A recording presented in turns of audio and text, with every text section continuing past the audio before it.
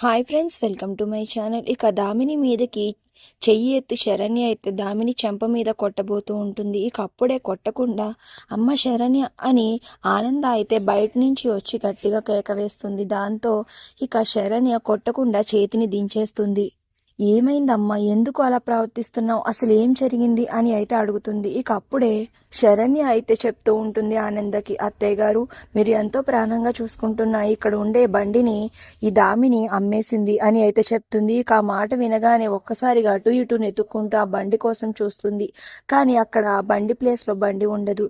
ఈ బండి ఎందుకు అమ్మేవమ్మా అని చాలా బాధగా ఆనంద అడుగుతూ ఉంటే, అదేంటి ఏదో పాత బండే కదా, ఎందుకు ఇంట్లో పెట్టుకోవడం అని పాత ఇనుప సామాన్లు అమ్మేవాడికి ఆ బండిని అమ్మేశాను అని దామిని చాలా స్టైల్గా చెప్తుంది. తప్పమ్మా, నువ్వు ఆ బండి గురించి అలా మాట్లాడకు. ఆ బండి ఈ ఇంటిల్లి పాతికి దైవం లాంటిది. అది మాకు అన్నం పెట్టింది, మమ్మల్ని ఈరోజు ఈ స్థాయిలో ఉండేలా చేసింది.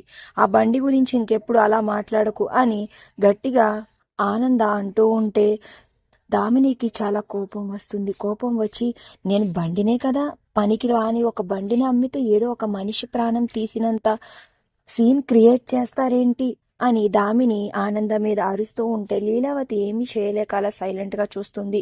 ఇక వీళ్ళు ఇలా గొడవ పడడాన్ని చూసి అనన్య, కాంచన అయితే తెగ సంబరి పడిపోతూ ఉంటారు. మరి నెక్స్ట్ టైం జరిగిందో తెలియాలి అంటే ప్లీజ్ సబ్స్క్రైబ్.